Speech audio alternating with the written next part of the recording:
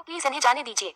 वरदान शिवाय की बात समझ नहीं पा रहा था, लेकिन कहीं न कहीं उसे लग रहा था शिवाय ने कोई प्लानिंग की है। इसलिए उसने वंशिका का हाथ अपने हाथ से छुड़ा लिया। वंशिका रोनी सूरत बनाकर वरदान को देखने लगी। वरदान वंशिका को ऐसे देखने नहीं चाहता था, लेकिन फिलहाल उसके पास ऑप्शन नहीं था। शिवाय ने भी वंशिका का हाथ पकड़कर हल्का सा खींचते हुए कहा, सासू माँ छोड़िए ससुर जी को, अभी इनके पास आने में वक्त है, जाए उनके साथ जाए। इतना कहकर उसने वंशिका को रणविजय सिंह के सामने लाकर खड़ा कर दिया। रणविजय सिंह के चेहरे पर हल्की सी जीत की मुस्कान आ गई। रणविजय सिंह ने गुस्से में वंशिका की बाजू पकड़कर दांत पीसते हुए कहा, अब चलो यहाँ से, बाकी तुम्हें घर जाकर बताता हूँ, मुझसे बगावत करने चली हो। रणविजय सिंह, राणा से बगावत करोगी? दो चार हंटर लग जाएंगे तो शांत हो जाओगी? तुम्हें लगता है कि वरदान तुम्हें मुझसे बचा लेगा? वरदान कभी भी तुम्हें मुझसे नहीं बचा सकता, समझी तुम?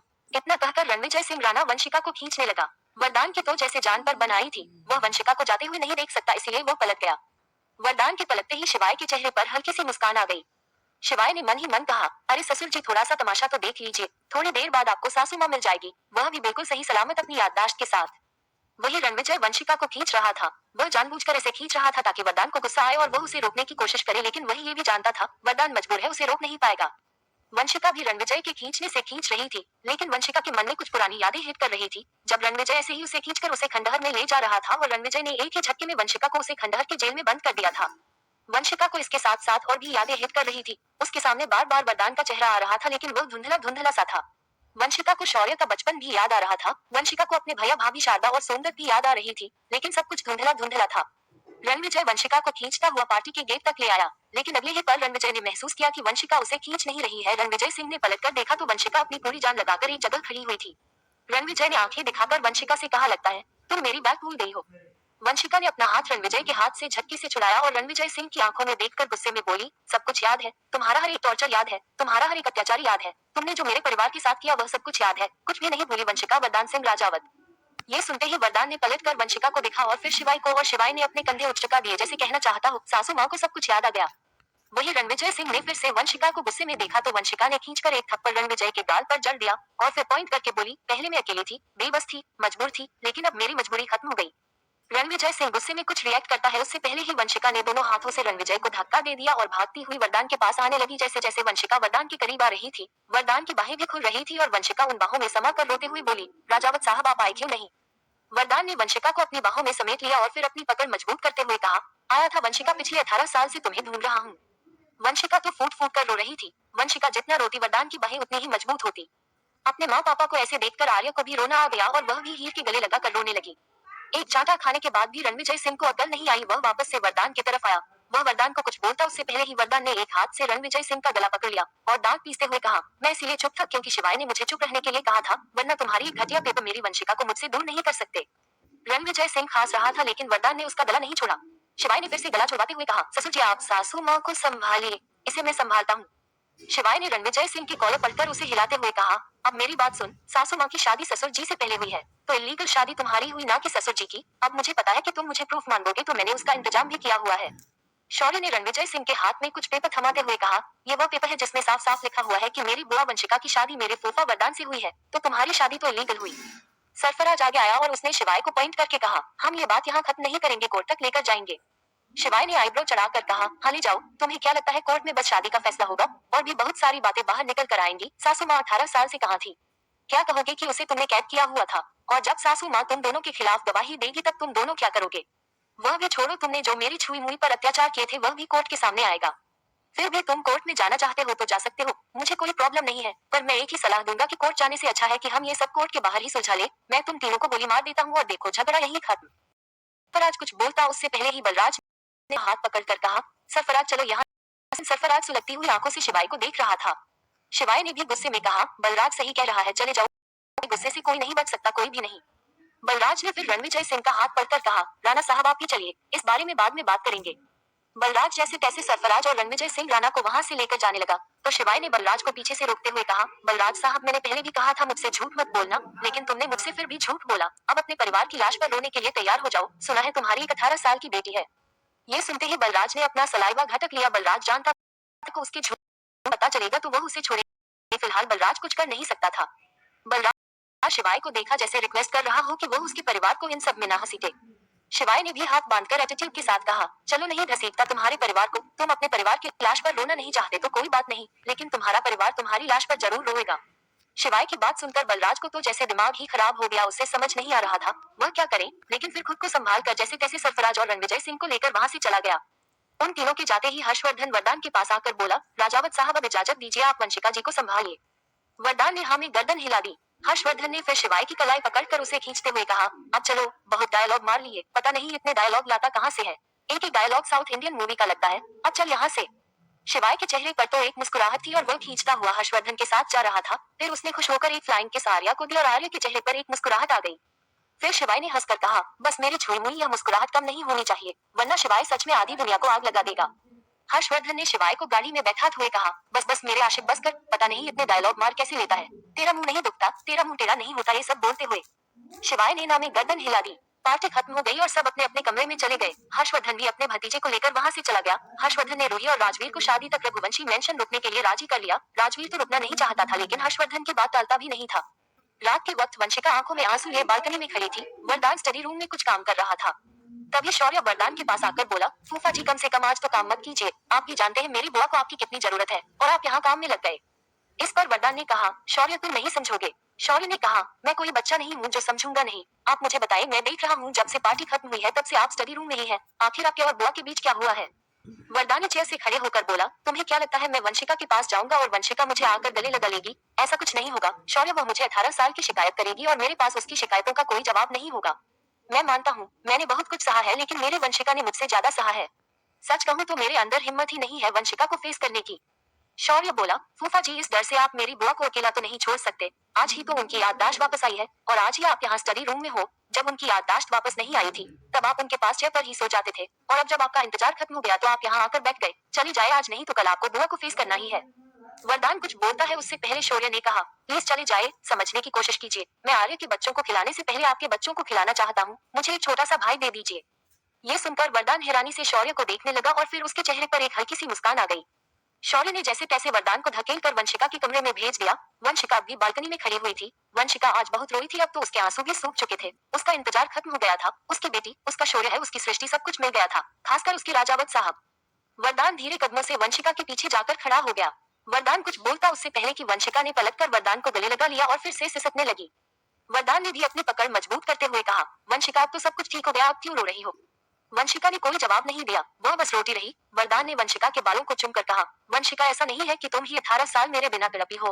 मैं भी तुम्हारे बिना जी नहीं पा रहा था। कहाँ नहीं ढूंढा मैंने तुम्हें, लेकिन तुम मुझे मिली ही नहीं। तुम्हारे बिना एक एक दिन कैसे कटता था मैं ही जानता था। मुझे तो ये भी नहीं पता था मेरा बेटा है या बेटी, लेकिन शिवाय ने मुझे एक कंप्लीट फैमिली दे दी।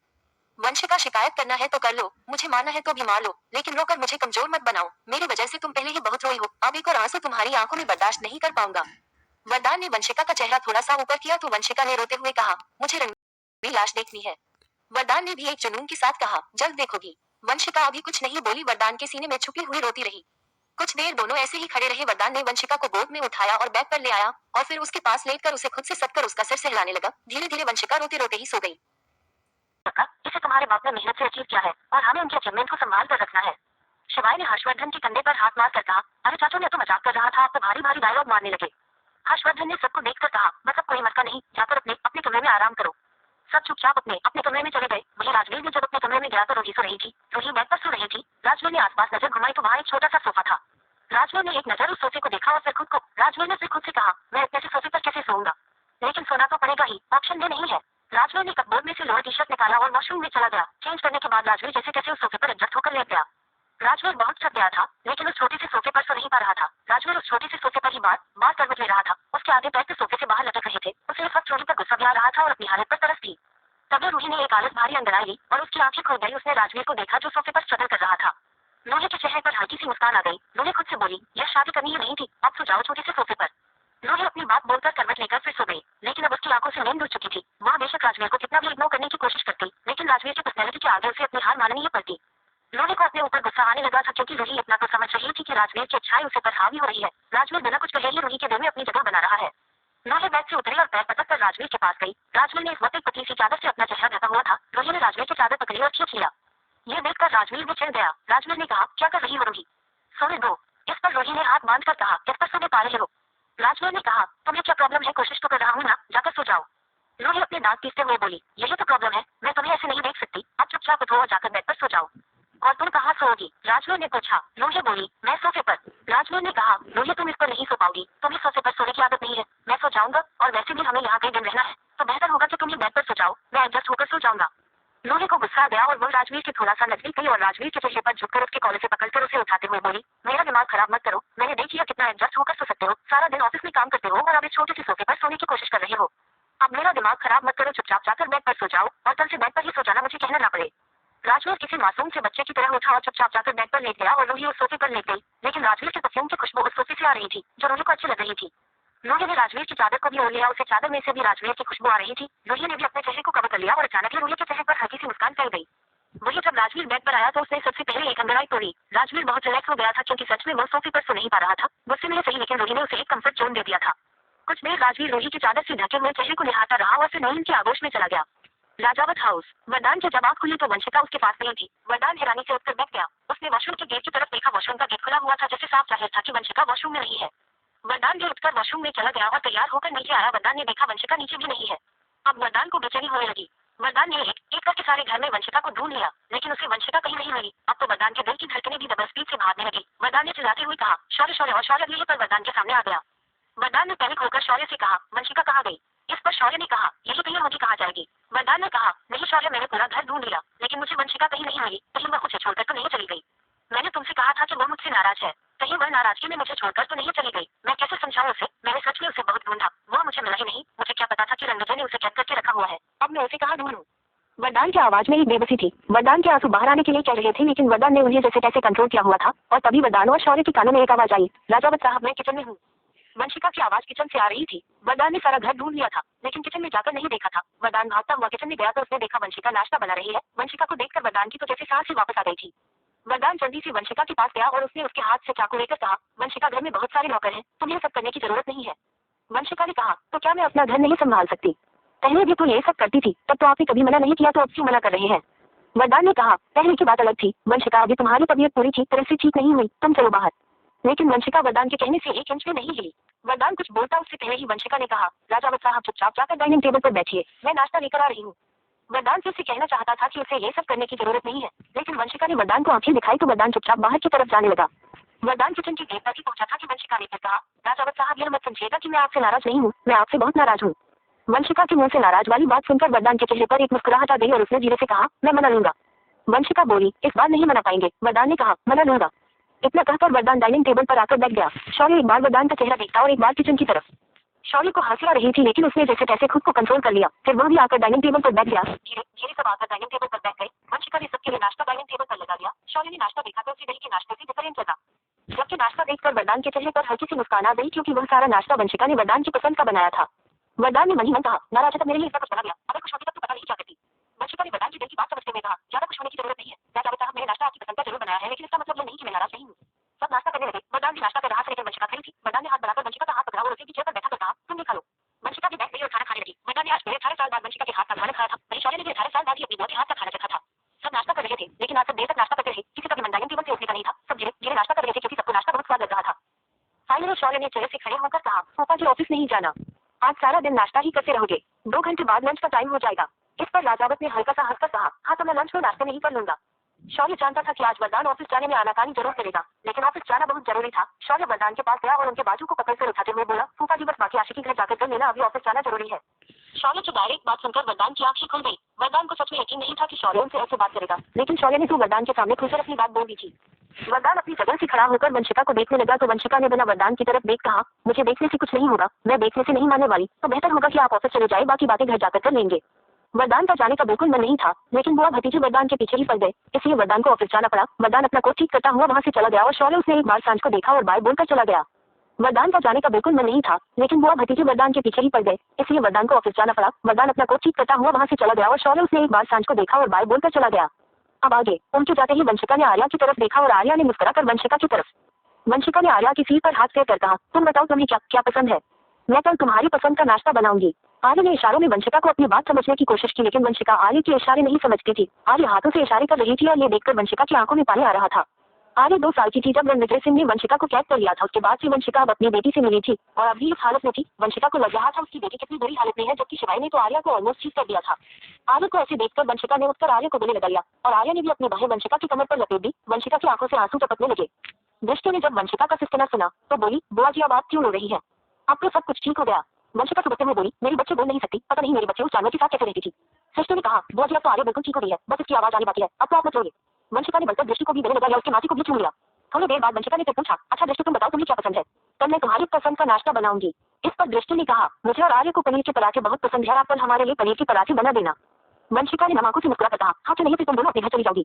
रघुवंशी मेंशन आज एक बहुत जरूरी मीटिंग थी जिसमें इंडिया के बेस्ट मिनिस्टर हर्षवर्धन रघुवंशी से मिलने आ रहे थे और हर्षवर्धन सबको राजवीर से इंट्रोड्यूस करना चाहता था, इसलिए उसने राजवीर को सूट पहनने के लिए कहा था। राजवीर मेरे में खड़ा होकर अपना कोट पहन रहा था और वही सोते पर लेटी हुई राजवीर को देख रही थी। राजवीर बहुत देर से अपनी टाई बांधने की कोशिश कर रहा था लेकिन उसे अपनी टाई बंद नहीं रही थी।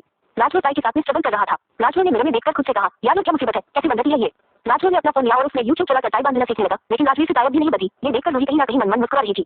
लूही ने राजवीर को अब तक शांत ही देखा था, लेकिन आज राजवीर बुरी तरह से चिढ़ गया था। एक छोटी सी टाई 6 फुट 1 इंच के आदमी को परेशान कर रही थी।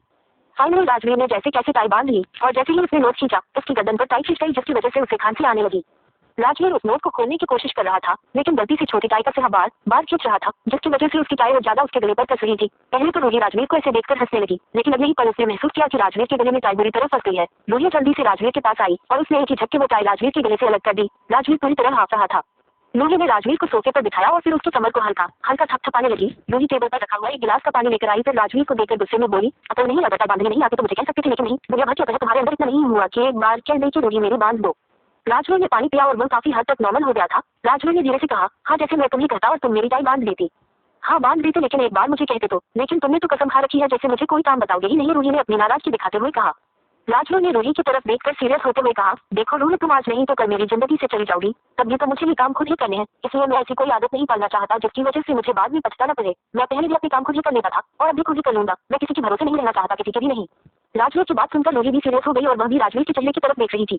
कुछ सेकंड तक दोनों एक दूसरे को देखते रहे, फिर अचानक ही रूही ने हंसकर कहा, हाँ मैं जानती हूँ तुम काफी सालों से सेल्स डिपेंड हो, खुद खाना बनाते हो, खुद कपड़े धोते हो, खुद अपने घर की सफाई करते हो, लेकिन हर काम खुद नहीं होता, कुछ काम में किसी की हेल्प लेनी चाहिए, समझे।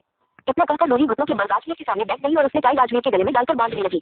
रूही का ध्यान टाई बांधने पर था, जबकि राजवीर प्यार भरी नजर से रूही को देख रहा था। उसके मन में कहीं ना कहीं रूही को लेकर एक उम्मीद जन्म ले चुकी थी कि शायद रूही इस रिश्ते को अपना ले, लेकिन कहीं ना कहीं उसका दिमाग ये भी कहता था कि रूही इस रिश्ते को नहीं अपनाएगी, और अगर उसने ये रिश्ता अपना भी लिया तो फिर रूही जैसी लड़कियां इस रिश्ते को दूर तक लेकर नहीं जा सकती, क्योंकि रूही को लग्जरी लाइफ की आदत थी और राजवीर उसे कभी ऐसी जिंदगी नहीं दे सकता था। थोड़ी देर बाद रूही ने राजवीर की टाई बांध दी और फिर राजवीर के कॉलर ठीक करते हुए कहा, मुझे नहीं लगता कि हमारे रिश्ते को लेकर तुम्हें अपने दिमाग पर इतना जोर डालना चाहिए, अब जाओ ऑफिस। राजवीर अपनी जगह से खड़ा हुआ और जाने लगा। जैसे ही राजवीर गेट तक पहुंचा उसने पलट कर रूही को देखकर कहा, थैंक यू। फिर वो चला गया, लेकिन रूही के चेहरे पर एक अजीब सी उदासी आ गई। राजवीर का मूड अब रूही को इफेक्ट करने लगा था। राजवीर सीरियस रहता था तो रूही को अच्छा नहीं लगता था। इस रिश्ते में राजवीर जितना परेशान था उससे कहीं ज्यादा रूही परेशान थी। राजवीर तो फिर भी इस रिश्ते को अपनाने का मन बना चुका था, लेकिन रूही उसे तो अभी भी कुछ समझ नहीं आ रहा था। वहीं दूसरी तरफ दिव्यांश ने अपने सारे आदमी सांझ के बारे में पता लगाने के लिए लगा दिए थे। दिव्यांश ने कई बार याद करने की कोशिश की कि उसने सांझ को कहाँ देखा, लेकिन उसे कुछ भी याद नहीं आ रहा था। तभी दिव्यांश का फोन रिंग हुआ। दिव्यांश ने जब अपने फोन की रिंग सुनी तो उसका ध्यान सांझ से हट गया। दिव्यांश ने फोन रिसीव करके कहा, हेलो। सामने से आवाज आई, सर अमेरिका के डॉक्टर की अपॉइंटमेंट मिल गई है, वह दृष्टि का ऑपरेशन करने के लिए तैयार है, लेकिन उन्होंने अगले महीने की डेट फिक्स की है। ये सुनकर दिव्यांश के चेहरे मुस्कुराहट आ गई। उसने खुश होकर कहा, ये तो गुड न्यूज है, मैं दृष्टि को लेकर अगले महीने अमेरिका आ जाऊंगा और वही दृष्टि की सर्जरी हो जाएगी और मेरी दृष्टि देखने लगेगी। सामने से आवाज आई, जी सर शादी के बाद आप मेरे को लेकर अमेरिका ही चले जाना। दिव्यांश ने हाँ कहकर फोन कट कर दिया। दिव्यांश के चेहरे पर अभी बड़ी सी मुस्कुराहट थी। दिव्यांश पिछले 1 साल से दृष्टि के ऑपरेशन के लिए अमेरिका के एक सीनियर डॉक्टर से अपॉइंटमेंट लेने की कोशिश कर रहा था और फाइनली वो अपॉइंटमेंट दिव्यांश को मिल गई। दिव्यांश ने आंखें बंद की और उसे दृष्टि का चेहरा दिखाई दिया। दिव्यांश ने खुद से कहा, ए शिकंजी अब तुम अपने दिव्यांश को देख सकोगी, अपने बेटे को देख सकोगी, अपने परिवार को देख सकोगी, अब तुम अंधेरे से रोशनी की तरफ आ जाओगी। मैं तुम्हारी दुनिया में रोशनी लाना चाहता हूँ, तुम्हें वो सारी खुशियां देना चाहता हूँ जो तुम डिजर्व करती हो। तभी दिव्यांश का फोन फिर से रिंग हुआ। दिव्यांश ने फोन रिसीव किया। फोन की दूसरी तरफ किसी ने कुछ कहा और दिव्यांश की आंखें फैल गई। दिव्यांश कुछ सोचकर केबिन से निकलकर इंडस्ट्रीज के बाहर आ गया और फिर अपनी गाड़ी में बैठकर चला गया। राजावत हाउस। धीरे 4 दिन बीत गए। फाइनली आज आर्या और दृष्टि की हल्दी थी। राजावत हाउस में शादी की तैयारी चल रही थी। वरदान ने छोटी चीज का ध्यान रखा था। उसने इस शादी में कोई भी कमी नहीं रहने दो। आर्या और दृष्टि के बोलने से पहले ही उनकी पसंद की हर चीज उनके सामने रखी हुई थी। राजावत हाउस में सब तैयार हो चुके थे। रघुवंशी फैमिली का इंतजार कर रहे थे। वरदान भी अपने कमरे में तैयार हो रहा था और तभी वंशिका जिसने लाइट येलो कलर की साड़ी पहनी हुई थी वो कमरे में आकर बोली, राजावत साहब जरा हीर को फोन करके तो पूछिए वो तक क्यों नहीं आए। वरदान अपने कुर्ते के बटन को बंद कर रहा था। उसने अपने कुर्ते के बटन बंद करके कहा, वंशिका आ जाएंगे, इतना उतावलापन भी ठीक नहीं। वंशिका ने कहा, राजावत साहब बात उतावलेपन की नहीं है, मुहूर्त की है, हर काम मुहूर्त में ही अच्छा लगता है। अब आप देखिए ना, आपने मुझसे बिना मुहूर्त की शादी की और हमारे साथ क्या कुछ हो गया। ये सुनते ही वरदान ने नजर उठाकर वंशिका को देखा और वंशिका को महसूस हुआ कि उसने थोड़ा स्लो में क्या कह दिया। ये बात सच थी कि वंशिका ने इस रिश्ते में वरदान से ज्यादा सहा था, लेकिन दर्द वरदान का भी कम नहीं था। उसका दर्द भी बहुत ज्यादा था। उसने न जाने कितनी ही रातें बालकनी में ड्रिंक करके बिता दी थी, बस अपनी वंशिका के इंतजार में। वंशिका को जब महसूस हुआ कि उसने क्या कहा, वह बाहर की तरफ जाने लगी तो वरदान ने उसकी कलाई पकड़कर अपनी तरफ खींच लिया और फिर उसे कसकर गले लगाकर कहा, मैं अपनी गलती मानता हूँ वंशिका, मुझे उस वक्त तुम्हारी बात मान लेनी चाहिए थी, लेकिन मुझे उस वक्त बस तुम चाहिए थी और कुछ नहीं, और इसलिए बिना सोचे समझे बिना किसी मुहूर्त को देखे हुए मैंने तुमसे शादी कर ली। लेकिन मैंने उस गलती से बहुत कुछ सीखा, इसलिए आज तुमसे वादा करता हूँ आज के बाद तुम्हारी राय के बिना कभी कुछ नहीं करूंगा, कुछ भी नहीं, बस तुम जो भी किया उसे भूलने की कोशिश करो। वंशिका ने भी वरदान को कसकर पकड़ हुआ था और उसकी आंखें नम हो गई थी। इन कुछ दिनों में वंशिका और वरदान का रिश्ता थोड़ा भी आगे नहीं बढ़ पाया था। वरदान अपने रिश्ते में कोई जल्दबाजी नहीं करना चाहता था, वही वंशिका को वरदान की पहल करने की इंतजार था। थोड़ी देर बाद शौर्य ने फिर से गेट खटखटाते हुए कहा, रोमियो जूलियट का रोमांस हो गया हो तो नीचे चलिए, रघुवंशी फैमिली अभी है, और आप तो जानते हैं ना शिवाय को, वह तो एक सेकंड भी अपनी छुरी मुई के बिना नहीं रह सकता, नीचे चलिए वरना वह अपनी छुरी मुई को आज ही उठाकर ले जाएगा और हम सबको शादी रघुवंशी मेंशन में करने पड़ जाएगी। शौर्य ने फिर हंसकर कहा, ये विचित्र बात है, फिर विदाई का टंटा ही खत्म। शौर्य की बात सुनकर वरदान ने वंशिका के माथे को चुमकर कहा, अच्छा अपनी आंखें साफ करो, नीचे चलो, मुहूर्त से पहले ही दोनों बच्चियों की हानि हो जाएगी। वरदान, वंशिका, शौर्य तीनों ही नीचे आ गए। मैं तुम्हें ढूंढ रहा हूँ।